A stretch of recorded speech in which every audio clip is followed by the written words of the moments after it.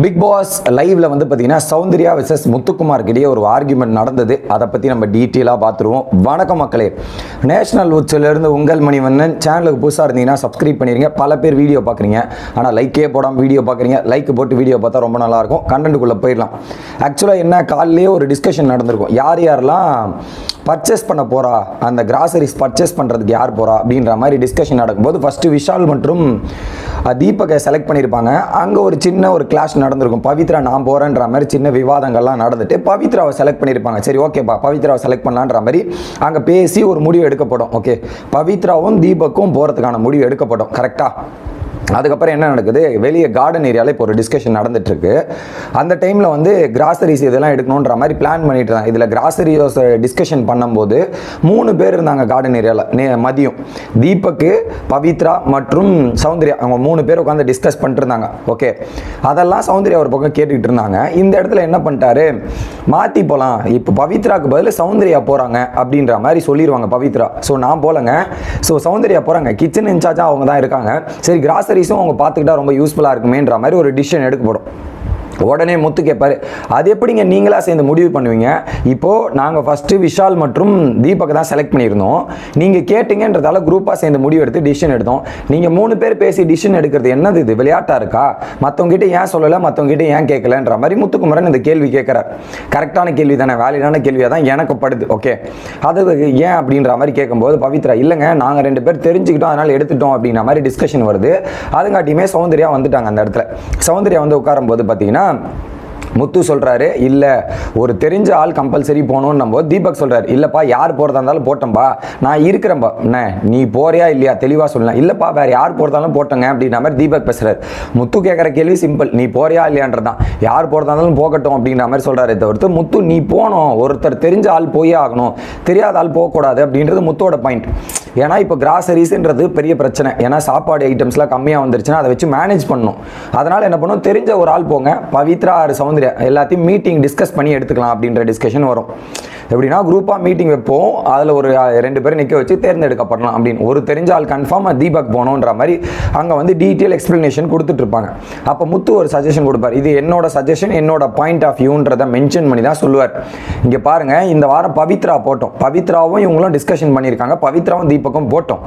இன்னொரு பக்கம் சௌந்தர்யா கிச்சன் இன்சார்ஜாக இப்போ தான் பொறுப்பு எடுத்திருக்காங்க. எப்படி கிச்சன் இன்சார்ஜாக பொறுப்பு எடுத்திருக்காங்க, எல்லா விஷயத்தையும் அவங்க பார்த்து கற்றுக்கிட்டோம். என்ன சொல்கிறேன்னா, ஒரு வாரம் அவங்க ப்ராக்டிஸ் பண்ணிட்டோம், கிச்சனோட பொருட்கள் இது, கிராசரிஸ் எவ்வளோ அலாட் பண்ணோன்றது எல்லாத்தையுமே கற்றுக்கிட்டு அடுத்த வாரம் போய் சௌந்தர்யா எடுக்கிட்டோம், பிரச்சனை கிடையாது. ஆனால் இந்த வாரம் போக வேணான்ற மாதிரி முத்துக்குமார்னு அவருடைய பாயிண்ட் ஆஃப் வியூ சஜஷன் கொடுக்குறாரு. இப்படி சீரியஸாக முத்து வந்து சொல்லிட்டு இருப்பார். உடனே சௌந்தர்யா எழுது, என்ன முத்து சீரியஸாக பேசிகிட்டு இருக்கீங்க, எல்லாத்தையும் சீரியஸாக பேசுறதுலாம் இல்லை, இப்படிலாம் சீரியஸாக பேசாதீங்க, இதெல்லாம் நமக்கு இது ஆகாது அப்படின்னா மாதிரி உடனே பேசுகிறாங்க.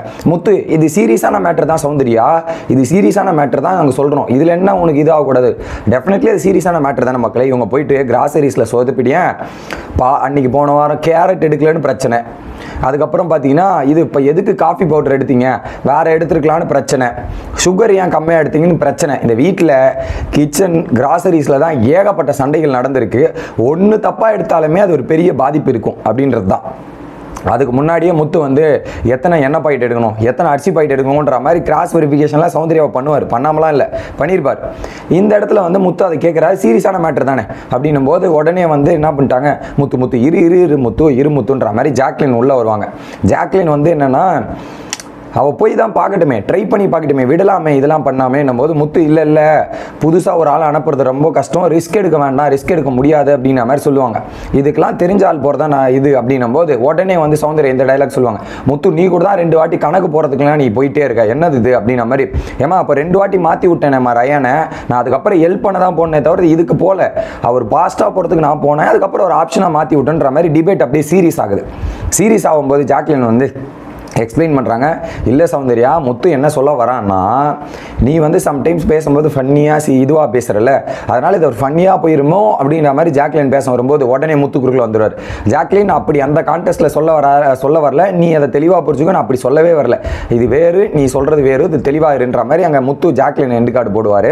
அப்போ சொல்கிறார், தெரியாமல் போகிறது கஷ்டம், இது வரைக்கும் நீ போயிருக்கே ஏதாவது கிராசரிஸ்க்கு எதனா ஒன்றுக்காவது போயிருக்கே, ஏதாவது பண்ணியிருக்கேன்ற மாதிரி முத்து கேள்வி கேட்பார். உடனே ஜாக்லின் வந்து இல்லை நாங்கள் கேர்ள்ஸ் டீமில் இருக்கும்போது சௌந்தர்யா ஒரு வாட்டி போய் எடுத்துட்டு வந்திருக்காங்க, இதெல்லாம் பண்ணிட்டு வந்திருக்காங்கன்ற மாதிரி சொன்ன உடனே எக்ஸ்பிளனேஷன் கொடுப்பார். முத்து இன்னொரு எக்ஸ்பிளனேஷன். இதே தாங்க ராயன் எங்கள் டீமுக்கு வரும்போதும் நாங்கள் வந்து கேல்குலேஷன் இதுக்கெலாம் வந்து வெயிட் பண்ணிருந்தோம். அவனை ஒரு வாட்டி கிராஸ் வெரிஃபிகேஷன் நிறைய பண்ணிட்டு தான் அவனை உள்ள அனுப்பிச்சோன்னும் போது திரும்ப ஜாக்லினும் ரயானும் வந்து இது சௌந்தர்யாக்காக டிஃபெண்ட் பண்ணுற மாதிரி இருக்குது. இந்த இடத்துல வந்து நீங்கள் ஓவராக வந்து அட்வைஸ் கொடுக்குற மாதிரி இருக்குது. சௌந்தர்யாவை நிறைய இடத்துல ஸ்டாப் பண்ணுற மாதிரி எங்களுக்கு தோணுது. காலைல கிச்சன் இன்சார்ஜ் ஆகும்போதும் நீங்கள் நிறைய பேசுகிறீங்க, நிறைய விஷயங்கள் எடுத்தீங்க. இப்போ அவங்க வந்து கிராசரிஸ் போகிறது கூட நிறைய கேள்விகள் இதெல்லாம் கேட்குறீங்க. அது எனக்கு ஒரு மாதிரி இருக்குது, நல்லா இல்லை, இது விட்டுலாமே அப்படின்ற மாதிரி ரயான் இவங்களும் பேசும்போது முத்து எக்ஸாம்பிள் கொடுப்பார். ஒரு பக்கம் தீபகம் உள்ளே வந்துடுவார். எப்பா இது கேள்வி கேட்கறது தப்பு கிடையாதுப்பா, அது டிஸ்கஷன் பண்ணுறதும் தப்பு கிடையாது. ஏன்னா ஒரு தப்பு நடக்காமல் பார்த்துக்கிறதுக்கு தான் அந்த டிஸ்கஷன். தப்பு நடந்ததுக்கு அப்புறம் யோசிக்கிறதுக்கு விட தப்பு முன்னாடியே நடக்காததுக்கு முன்னாடி பேசுறதும் இதுவும் தப்பு கிடையாதுன்ற மாதிரி எக்ஸாம்பிள்லாம் எடுத்து சொல்கிறாங்க. ரயனோட எக்ஸாம்பிள், ஒரு சில எக்ஸாம்பிள்லாம் எடுத்து வைக்கிறாங்க. ஓகே, கரெக்டாக தான் எனக்கு பட்டுச்சு. ஏன்னா இது கிச்சனில் ஒரு பிரச்சனையானாலுமே பெருசாக பிக் ஆயிரும். அதனால் இப்படி டிஸ்கஷன் பண்ணலான்ற ஒரு டிஸ்கஷன் போது ஜாக்லின் வந்து சௌந்தர்யா பண்ணியிருக்கான்ற மாதிரி சப்போர்ட்டாக ஒரு வாய்ப்பு கொடுத்து பார்க்கலான்ற மாதிரி ஜாக்லின் பேசுகிறாங்க. ஜாக்லின் சொல்கிறாங்க, முத்து தெளிவாக எக்ஸ்பிளைன் பண்ணிட்டார், இது என்னோட பாயிண்ட் ஆஃப் வியூ, நான் அவங்க போகக்கூடாதுன்னு சொல்லலை. ஒரு தெரிஞ்ச ஆள் போனோம், தீபக் போட்டோம், தீபக்கை தவிர்த்து இன்னொரு ஆள் போட்டோம், சௌந்தர்யா போகக்கூடாதுன்னு நான் சொல்லவே இல்லை. இது என்னோட பாயிண்ட் ஆஃப் வியூ தான் சொன்னேன் தவிர்த்து நீங்கள் அப்படி தப்பாக எடுத்துக்காதீங்க, நான் தப்பாகவே மீன் பண்ணல அப்படின்றதான் சொல்கிறேன். அவங்க என்கிட்ட ஒரு கான்ஃபிடென்ட்டாக பதில், நான் பார்த்துப்பேன், நான் சரியாக இருப்பேன், சரியாக பண்ணுவேன்றதை அவங்க சொன்னாங்கன்னா ஓகே. அந்த கான்ஃபிடென்ட்டாக அவங்க பதில் சொல்ல, பதிலாக பேசலை, அப்புறம் நான் என்ன சொல்கிறதுன்ற மாதிரி முத்து வந்து சௌந்தர்யா சொல்கிறாங்க. ஒரு பாயிண்டில் சௌந்தர்யாவும் பிடிச்சிட்டு அங்கே அப்படியே விலைக்கு போயிடுறாங்க. ரெண்டு பேருமே அங்கே ஒரு பிரச்சனை சால்வ் ஆன மோடில் விலைக்கு போயிடுறாங்க. இதில் மஞ்சுரியுமே வந்து இது சீரியஸான இஷ்யூ தான், எனக்கு சீரியஸ் இல்லாமலாம் பேசாதீங்கன்ற மாதிரி மஞ்சுரியும் தெளிவுபடுத்துறாங்க. சௌந்தர்யாவுக்கு இது ஃபுட்டு சீரியஸாக எடுக்கணுமா எடுக்கக்கூடாதான கூட தெரில. இது ஃபுட்டு டெஃபினெட்லி சீரியஸ் மேட்டர் தான், அதை அவங்க புரிஞ்சுக்கணும். இது சீரியஸாக பேசாமல் ஃபன்னாவாக பேசுவாங்க அப்படின்ற ஒரு கேள்வி இருக்குல்ல, அதை புரிஞ்சிக்க மாட்டாங்க. இது முடிஞ்ச உடனே சௌந்தர்யா போயாச்சு. இன்னொரு பக்கம் என்ன பண்ணுறாரு, ராயன் போயிட்டு எக்ஸ்பிளைன் பண்ணுறாரு பெட்ரூமில் போயிட்டு, இங்கே பாரு ரயன், இதே நீ அப்போ உனக்கு தெரியாத போது பல வாட்டி கேட்டு தான் நீ வாங்க, எனக்கு இன்ட்ரெஸ்டே இல்லைடா, பட் நீங்கள் சொன்னீங்க ட்ரை பண்ணணும், நான் ட்ரை பண்ணேன், எனக்கு போகணும் பண்ணணும்னு அவசியம்லாம் எனக்கு கிடையாது, எனக்கு விருப்பம் கூட கிடையாது, அதை ஃப்ரீயாக நான் விட்டுட்டேன், அவ்வளோதான். அப்போ வந்து மஞ்சுரியும் சொல்கிறாங்க, சௌந்தர்யா வந்து கான்ஃபிடென்ட்டாக அந்த இடத்துல பேசலை, எதையுமே டீட்டெயில் எக்ஸ்பிளனேஷன் கொடுக்கல, எது கேட்டாலும் நான் கற்றுக்கிறேன்றதை சொல்கிறாளே தவிர்த்து அவள் கற்றுக்கிட்டு வந்து பண்ணணும்னு இல்லை. ஸோ டேரெக்டாக ரிஸ்கில் போய் கற்றுக்கிறது வேஸ்ட்டு, கற்றுக்கிட்டு வந்து ரிஸ்க் எடுக்கிறது பிரச்சனை கிடையாது அப்படின்றது இவங்களோட பாயிண்ட் ஆஃப் வியூ. கரெக்டாக தான் படுது எனக்கு தெரிஞ்சு. ஏன்னா கொஞ்சமாவது பேசிக் தெரிஞ்சுட்டு போனால் வேறு, எதுவுமே தெரியாமல் நான் போயிட்டு அங்கே தான் கற்றுப்பேன்றது வேறு இல்லை அப்படின்ற மாதிரி டீட்டெயில் டிஸ்கஷன் போது எனக்கு தெரிஞ்சு அது அப்போ வேறு இப்போ வேறு அப்படிங்கிற மாதிரி. ஏன்னா முத்து தெளிவாக சொல்ல, டிக்கெட் டு ஃபினாலே வீக்கு, இதில் சாப்பாடு கம்மி இது கம்மின்ற மாதிரி இதில் போய் அடிச்சுக்கணும்னா அதில் ஃபோக்கஸ் மிஸ் ஆயிரும். அதனால் தெரிஞ்ச நம்பரே போயிட்டு எல்லாத்தையும் கரெக்டாக எடுத்துகிட்டு கரெக்டாக பண்ணால் ரொம்ப யூஸ்ஃபுல்லாக இருக்கும்னு நான் நினைக்கிறேன்ற மாதிரி டிஸ்கஷன். பட் இதை கரெக்டாக ஹேண்டில் பண்ணிட்டு போகலாமே அப்படின்றது தான். பட் இதில் அன்வான்டாக என்னென்னா, முத்து அவரோட பாயிண்ட் ஆஃப் வியூ சொல்லாமல் இருந்தாவே இந்த பிரச்சனை பெருசாக இருக்காதோன்றது இன்னொரு பக்கமும் தோணுது. ஏன்னா அவங்க ரெண்டு பேரில் ஒருத்தர் தெரிஞ்சால் இன்னொருத்தர் தெரியாத ஆள் போனால் பரவாயில்ல அப்படின்றதையும், சௌந்தர்யம் ஏன் போகக்கூடாதுன்றது ஒரு டீட்டெயில் எக்ஸ்ப்ளனேஷன் முத்து கொடுத்தார், அவருடைய பாயிண்ட் ஆஃப் வியூ சொன்னார். அதை கட் பண்ணியிருந்தாவே இவங்க ரெண்டு பேரில் யாராவது ஒருத்தர் செலக்ட் பண்ணி தானே போயிருப்பாங்கன்றது ஒரு எண்டு கார்டாக இருக்கும். இவ்வளோ தூரம் எலாபரேட்டே ஆயிருக்க வேண்டாமே, ஆயிருக்கவே தேவையில்லையன்ற மாதிரி அந்த கான்வர்சேஷனை தூக்குனா பெருசாக ஆயிருக்காது அப்படின்றதையும் பார்க்கலாம் நம்மளால். சரி மக்களே, வீடியோ முடிக்கிறேன். Bye guys.